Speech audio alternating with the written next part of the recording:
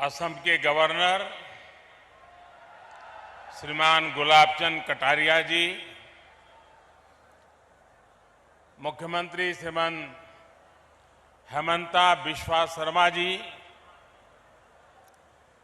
केंद्रीय मंत्रिमंडल के मेरे सहयोगी, देश के आरोग्य मंत्री मनसुख मांडविया जी, डॉक्टर भारती पवार जी, असम सरकार के मंत्री केशव महंता जी, यहां उपस्थित मेडिकल जगत के सभी महानुभाव, अन्य महानुभाव, अलग अलग स्थानों पर वीडियो कॉन्फ्रेंस से जुड़े हुए सभी महानुभाव और असम के मेरे प्यारे भाइयों और बहनों, मां कामाख्यार ये पवित्रो भूमिर पौरा ओहोमोर होमो भाटनी भोगनोई लोई मोर प्रणाम। आप सभी को रोंगाली बिहू की बहुत बहुत शुभकामनाएं। इस पावन अवसर पर असम के नॉर्थ ईस्ट के हेल्थ इंफ्रास्ट्रक्चर को आज एक नई ताकत मिली है। आज नॉर्थ ईस्ट को अपना पहला एम्स मिला है और असम को 3 नए मेडिकल कॉलेज मिले हैं।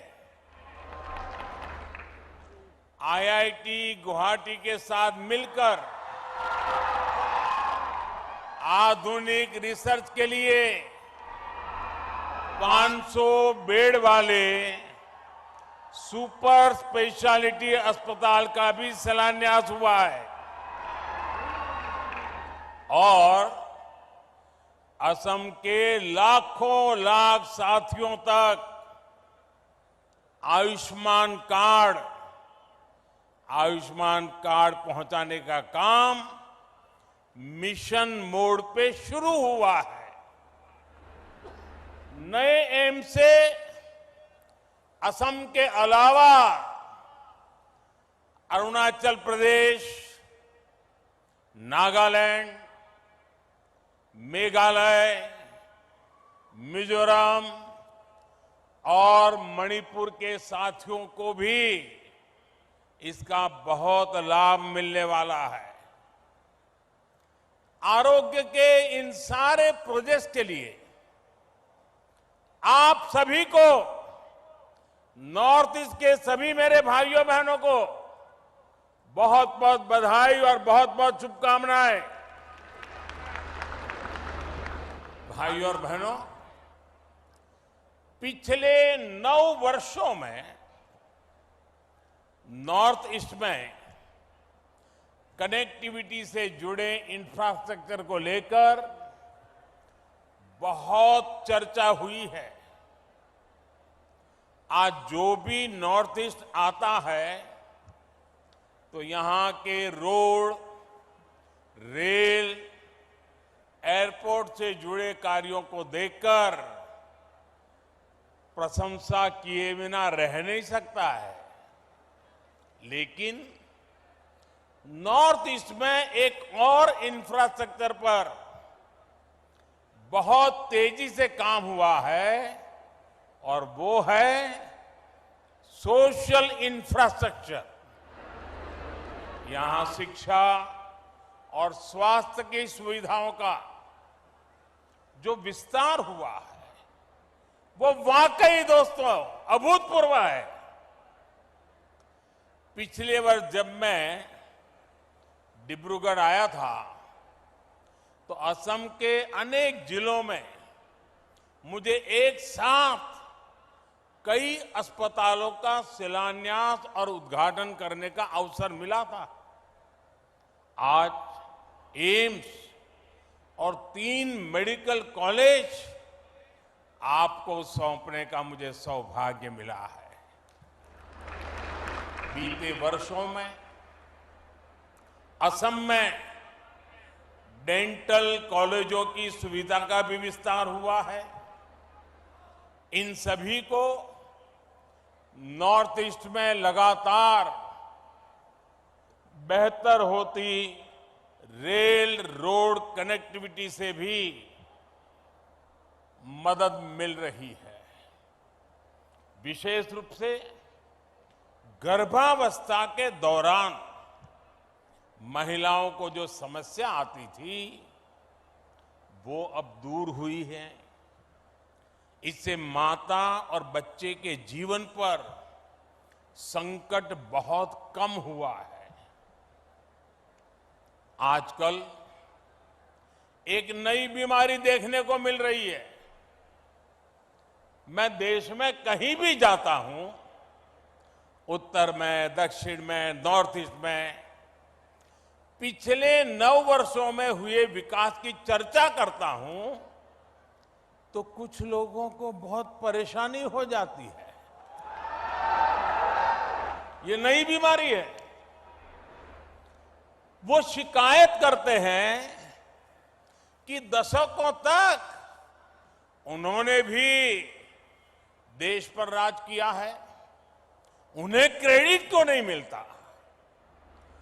क्रेडिट के भूखे लोगों और जनता पर राज करने की भावना ने देश का बहुत अहित किया है।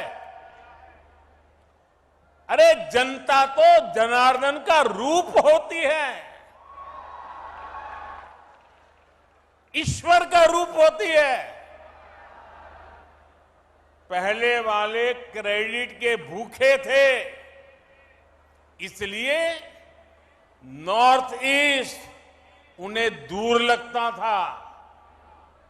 एक परायेपन का भाव उन्होंने पैदा कर दिया था।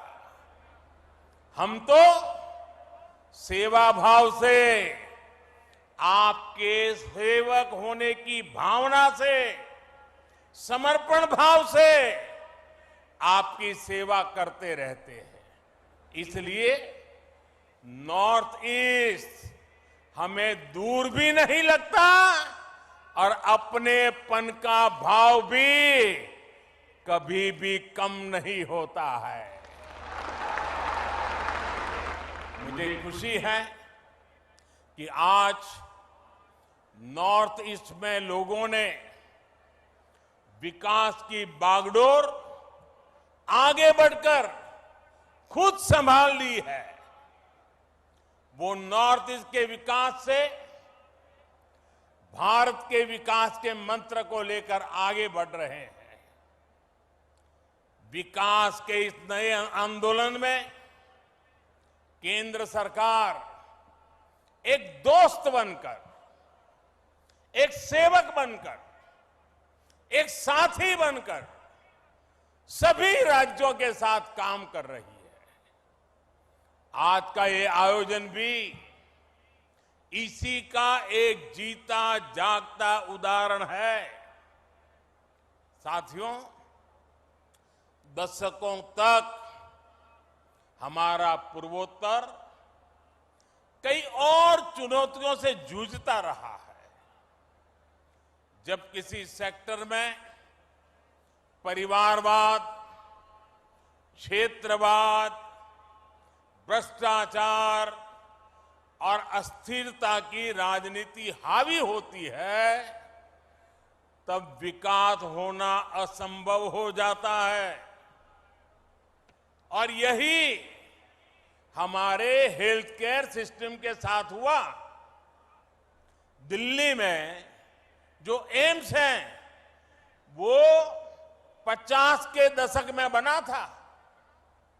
देश के कोने कोने से लोग आकर दिल्ली एम्स में इलाज कराते थे, लेकिन दशकों तक किसी ने ये नहीं सोचा कि देश के दूसरे हिस्सों में भी एम्स खोलने चाहिए। अटल जी की जब सरकार थी तो उन्होंने पहली बार इसके लिए प्रयास शुरू किए थे, लेकिन उनकी सरकार जाने के बाद फिर सबका ठप पड़ गया। जो एम्स खोले भी गए वहां व्यवस्थाएं खस्ता हाल ही रही। 2014 के बाद हमने इन सारी कमियों को दूर किया। हमने बीते वर्षों में 15 नए एम्स पर काम शुरू किया। 15। इनमें से अधिकतर में इलाज और पढ़ाई दोनों सुविधा शुरू हो चुकी है। एम्स गुवाहाटी भी इस बात का उदाहरण है कि हमारी सरकार जो संकल्प लेती है उसे सिद्ध करके भी दिखाती है। ये असम की जनता का प्यार है जो मुझे बार बार यहां खींच के ले आता है। शिलान्यास के समय भी आपके प्यार ने मुझे यहां बुला लिया और आज लोकार्पण के समय भी आपका प्यार बढ़ चढ़ करके, और वो भी बिहू के पवित्र समय यहां मुझे आने का अवसर मिल गया। ये आपका प्यार ही है। साथियों, पहले की सरकारों की नीतियों की वजह से हमारे यहां डॉक्टरों और दूसरे मेडिकल प्रोफेशनल की बहुत कमी रही है। ये कमी भारत में क्वालिटी हेल्थ सर्विस के सामने बहुत बड़ी दीवार थी। इसलिए बीते 9 वर्षों में हमारी सरकार ने मेडिकल इंफ्रास्ट्रक्चर और मेडिकल प्रोफेशनल बढ़ाने पर बड़े स्तर पर काम किया है। 2014 से पहले 10 सालों में करीब 150 मेडिकल कॉलेज बने थे। पिछले 9 वर्षों में हमारी सरकार में करीब 300 नए मेडिकल कॉलेज बने। पिछले 9 वर्षों में देश में एमबीबीएस सीटें भी 2 गुनी बढ़कर 1 लाख से अधिक हो चुकी है। पिछले 9 वर्षों में देश में मेडिकल की पीजी सीटों में भी 110% की बढ़ोतरी हुई है। हमने मेडिकल शिक्षा के विस्तार के लिए नेशनल मेडिकल कमीशन की स्थापना की है। पिछड़े परिवारों को, बैकवर्ड फैमिलीज के बच्चे डॉक्टर बन सके, इसके लिए हमने आरक्षण की सुविधा का भी विस्तार किया है। दूर दराज वाले क्षेत्रों के बच्चे भी डॉक्टर बन सके, इसलिए हमने पहली बार भारतीय भाषाओं में मेडिकल की पढ़ाई का विकल्प दिया है। इस वर्ष स्वामी बोधानंद गोसेवा आश्रमम सैथापुर। జ్యోతిష్యం వాస్తుశాస్త్రం మన పూర్వీకులు మనకిచ్చిన వరం. దుర్గాదేవి కాలభైరవ ఉపాసనతో వాక్సిద్ధి పొందిన శ్రీ శ్రీ బోధానందగిరి స్వామివారు మీకు ఎలాంటి సమస్యలున్నా, వాటిలో ముఖ్యంగా ధన నష్టం, ఆరోగ్య నష్టం, భార్యాభర్తల మధ్య గొడవలు, ప్రేమించుకున్న వారు దూరం అవడం, ఎన్ని సంబంధాలు వచ్చినా పెళ్లి ముడి పడకపోవడం, రోడ్డు ప్రమాదాలు, అప్పుల బాధలు, వ్యవసాయంలో నష్టాలు, పెద్దల మాట పిల్లలు వినకపోవడం, ఆరోగ్య శాంతి, గృహశాంతి, మనశ్శాంతి లేకపోవడం, ఇలాంటి సమస్యలు ఉన్నట్లయితే ఒక్కసారి స్వామీజీని కలవండి. మీ సమస్యలకు తగిన పరిష్కారాన్ని పొందండి. అంతేకాక అన్ని రకాల వ్యాధులకు గోపంచగవ్య మరియు మూలికా వైద్యం చేయబడును. నమ్మకంతో రండి, ఆయురారోగ్యాలతో వర్ధిల్లండి. మా అడ్రస్ స్వామి బోధానంద గోసేవ ఆశ్రమం, సైథాపూర్, వీరభద్ర స్వామి గుడి దగ్గర, యాదగిరిగుట్ట. సంప్రదించవలసిన నెంబర్ 9849213754 మరియు 9618034138. के बजट में 150 से अधिक नर्सिंग कॉलेज खोलने का ऐलान भी किया गया है। अगर मैं नॉर्थ ईस्ट की बात करूं तो यहां भी बीते 9 वर्षों में मेडिकल कॉलेज की संख्या 2 गुने से अधिक हो चुकी है। अभी अनेक मेडिकल कॉलेजों पर काम चल रहा है। कई नए मेडिकल कॉलेज यहां बनने जा रहे हैं। बीते 9 वर्षों में नॉर्थ ईस्ट में मेडिकल की सीटों की संख्या भी बढ़कर के पहले के मुकाबले 2 गुनी हो चुकी है। भाइयों और बहनों, आज भारत में हेल्थ सेक्टर में इतना काम इसलिए हो रहा है क्योंकि आप सभी देशवासियों ने 2014 में एक स्थिर और मजबूत सरकार बनाई। भाजपा की सरकारों में नीति, नियत और निष्ठा किसी स्वार्थ से नहीं बल्कि राष्ट्र प्रथम, देशवासी प्रथम, इसी भावना से हमारी नीतियां तय होती है। इसलिए हमने वोट बैंक के बजाय देश की जनता की मुश्किलों को कम करने पर फोकस किया। हमने लक्ष्य बनाया कि हमारी बहनों को इलाज के लिए दूर ना जाना पड़े। हमने तय किया कि किसी गरीब को पैसे के अभाव में अपना इलाज न टालना पड़े। हमने प्रयास किया कि हमारे गरीब परिवारों को भी घर के पास ही बेहतर इलाज मिले। साथियों, मैं जानता हूं कि इलाज के लिए पैसे ना होना गरीब की कितनी बड़ी चिंता होती है। इसलिए हमारी सरकार ने 5 लाख रुपए तक का मुफ्त इलाज देने वाली आयुष्मान योजना शुरू की। मैं जानता हूं कि महंगी दवाइयों से गरीब और मध्यम वर्ग कितना परेशान होता है। इसलिए हमारी सरकार ने 9,000 से ज्यादा जन औषधि केंद्र खोले। इन केंद्रों पर सैकड़ों दवाइयां सस्ते में उपलब्ध कराई। मैं जानता हूं हार्ट के ऑपरेशन में, घुटने के ऑपरेशन में गरीब और मध्यम वर्ग का कितना ज्यादा खर्च हो रहा था। इसलिए हमारी सरकार ने स्टेंट की कीमतों को नियंत्रित किया, नी इम्प्लांट की कीमतों को नियंत्रित किया। मैं जानता हूं कि जब गरीब को डायलिसिस की जरूरत होती है तो वो कितना परेशान होता है। इसलिए हमारी सरकार ने हर जिले में मुफ्त डायलिसिस वाली योजना शुरू की। लाखों लोगों को इसका फायदा पहुंचाया। मैं जानता हूं गंभीर बीमारी का समय से पता लगना कितना जरूरी होता है। इसलिए हमारी सरकार ने देश भर में 1.5 लाख से ज्यादा हेल्थ और वेलनेस सेंटर खोले हैं। वहां जरूरी टेस्ट की सुविधा दी है। मैं जानता हूं कि टीबी की बीमारी कितने दशकों से गरीबों के लिए बहुत बड़ी चुनौती बनी हुई है। इसलिए हमारी सरकार ने प्रधानमंत्री टीबी मुक्त भारत योजना अभियान शुरू किया। हमने बाकी दुनिया से 5 वर्ष पहले ही भारत को टीबी से मुक्त करने का लक्ष्य रखा है। मैं जानता हूं कि बीमारी किस तरह गरीब और मध्यम वर्ग के परिवार को बर्बाद कर देती है। इसलिए हमारी सरकार ने प्रिवेंटिव हेल्थ केयर पर फोकस किया। बीमार हो ही नहीं, बीमारी आए ही नहीं, इस पर फोकस किया। योग, आयुर्वेद, फिट इंडिया अभियान चलाकर हमने लोगों की निरंतर सेहत के प्रति जागरूक किया है। साथियों, आज जब मैं सरकार की इन योजनाओं की सफलता देखता हूं तो खुद को धन्य मानता हूं कि गरीब की इतनी सेवा करने का परमात्मा ने और जनता जनार्दन ने मुझे आशीर्वाद दिया।